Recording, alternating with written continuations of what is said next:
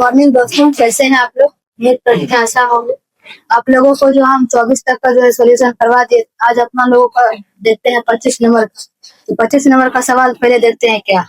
तो 25 नंबर में है कि पानी के एक तालाब में अंदर की ओर सीढ़ियां, एक बंदर सबसे ऊपर वाली सीढ़ी पर बैठा हुआ है। तो पानी कहाँ है? नवीं सीढ़ी पर।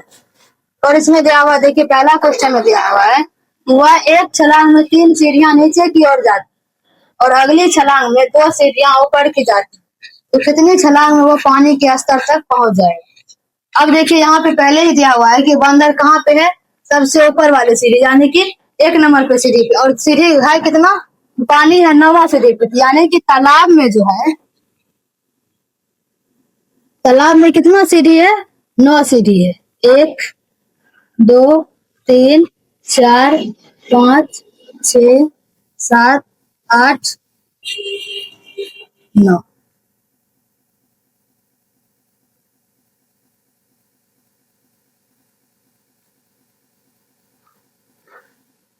अब देखिए यहाँ पे बोल रहा है कि पहली छलांग में, एक छलांग में वो 3 सीढ़ी नीचे जाता है, यानी कि बंदर तो पहले यहाँ पे था। यहाँ पे बंदर यहाँ से वो जो एक छलांग मारा तो कितना? 3 सीढ़ी नीचे गया, यानी कि यहाँ से जो 3 सीढ़ी गया तो यानी कि यहाँ पे आया एक छलांग में। फिर क्या किया? दूसरा छलांग जो मारा वो कहाँ पे चला गया? 1 2, यानी कि 2 सीढ़ी यहाँ पे चला गया। फिर तीसरा जो छलांग मारा यहाँ से कहाँ पे आ गया? यहाँ पे तीसरा छलांग इसका यहाँ पे चला गया। फिर यहाँ से क्या किया? दूसरी फिर छलांग जो मारा तो कहाँ? 2 सीढ़ी ऊपर गया, यानी कि यहाँ से कहाँ गया? चौथा छलांग में यहाँ पे। फिर क्या किया? 5वां छलांग में ये यहाँ पे आ गया, 3 सीढ़ी नीचे आता है। फिर यहाँ से क्या किया? 2 सीढ़ी फिर ऊपर गया। छठा छलांग में यहाँ पे फिर ये 3 सीढ़ी नीचे आया, तो 7वां पे यहाँ पे। फिर 8वां कहाँ गया? 9 पे। 8वां यहाँ पे आया, फिर 3 छलांग नीचे आया था, यानी कि 9 यहाँ पे हुआ 9वां। यहाँ से फिर क्या किया? दूसरा छलांग मारा, 2 सीढ़ी ऊपर गया। यहाँ से ये अब की 10वां छलांग में यहाँ पे, और क्या है? 11वां छलांग में जो कहाँ आ जाएगा? यहाँ पे, यानी कि ये पानी के लेवल तक कहाँ जाए? 11वां छलांग में ये क्या होगा? पानी के स्तर तक पहुंच जाएगा। तो यानी कि अर्थात इसका आंसर कितना हो जाएगा? 11वां छलांग में, 11 छलांग में ये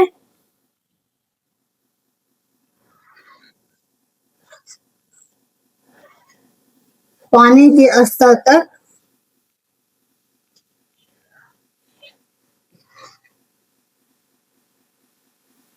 पहुंच जाएगा। अब देखते हैं उसका अगला 2 नंबर का क्वेश्चन। तो 2 नंबर में है कि पानी पीने के पश्चात वह वापस आना चाहता है। इस कार्य के लिए वह एक छलांग में 4 सीढ़ी ऊपर की ओर और अगली छलांग में 2 सीढ़ी नीचे की ओर जाता है।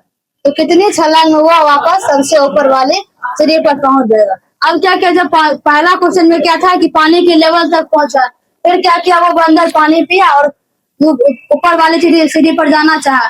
तो क्या किया? एक छलांग में 4 सीढ़ी जाता है, दूसरी छलांग में 2 सीढ़ी नीचे आ जाता है। तो फिर इसी तरीके से ही क्या करेंगे? यहाँ पे 9 सीढ़ी बनाएंगे। देखिए 1 2 3 4 6 7 8।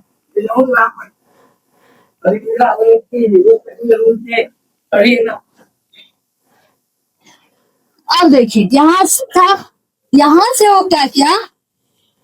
एक छलांग में 4 सीढ़ी ऊपर गया, यानी कि 4 सीढ़ी ऊपर गया, तो यानी से 1 2 3 4, यानी कि एक छलांग में वो यहाँ पे आया। फिर क्या किया? अगली छलांग में 2 सीढ़ी नीचे आ गई, यानी कि यहाँ से कितना? 2 सीढ़ी वो नीचे आ गया दूसरी छलांग। फिर वही किया, तीसरा छलांग जब किया तो फिर वो कहाँ पे चला गया? चौथा सीढ़ी पे। 1 1 2 3 4, यानी कि तीसरा छलांग में यहाँ पे आया। फिर क्या किया? यहाँ से ये कहाँ पे आ गया? चौथा छलांग में 2 सीढ़ी नीचे आता है, तो चौथा छलांग में यहाँ पे। फिर क्या किया? 5वां छलांग में ये क्या किया? यहाँ पे ये सबसे ऊपर वाली सीढ़ी पर पहुंच गया। तो कितना छलांग में ऊपर वाली सीढ़ी पर पहुंचा? 5 छलांग में। इसका आंसर क्या हो जाएगा? अतः 5 छलांग में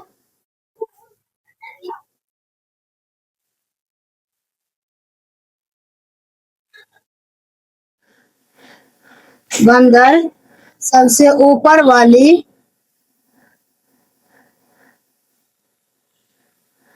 सीढ़ी पर पहुंच जाएगा। चलिए अब देखते हैं अपना लोग इसके बाद 3 नंबर का क्वेश्चन देखेंगे। चलिए देखते हैं 3 नंबर का क्वेश्चन क्या है। 3 नंबर में है कि यदि नीचे की ओर पार की गई सीढ़ियों की संख्या को ऋणात्मक पूर्णांक से निरूपित किया जाए और ऊपर की ओर पार की गई सीढ़ियों की संख्या को धनात्मक पूर्णांक से निरूपित किया जाता है, तो निम्नलिखित को पूरा करते हुए भाग 1 और भाग 2 में उसकी गति को निरूपित कीजिए। यानी कि क्वेश्चन का कहना है कि ऊपर जो गया उसको किससे, धनात्मक से, हाँ, और जो नीचे आया उसको ऋणात्मक से क्या किया है, निरूपित किया गया है। तो पहला देखिए इसमें क्या हुआ, ए नंबर में देखिए क्या हुआ। ऐसे आपको दे दिया और क्या क्या इसको भरने के लिए। तो पहला नंबर में देखिए क्या था, 11 छलांग में पूरा किया, यानी इसको कितना बार लिखना है, 11 बार देखना है। तो देखिए यहाँ पे ए नंबर देंगे, यहाँ पे 2 बार तो दे ही दिया, अब 9 बार लिखना है ना। तो अब -3, फिर क्या होगा 2, फिर -3, फिर 2, कितना बार हुआ, 1 2 3 4 5 6 7 8 9 10 11, और इतना का मान कितना होता है, -8। बस यही करना था कि इसका अगला जो खाली था उसको भरना। फिर बी में देखिए, बी में भी उसी तरीके से है कि ऊपर वाले को धनात्मक से और नीचे वाले को ऋणात्मक से क्या किया, निरूपित किया गया।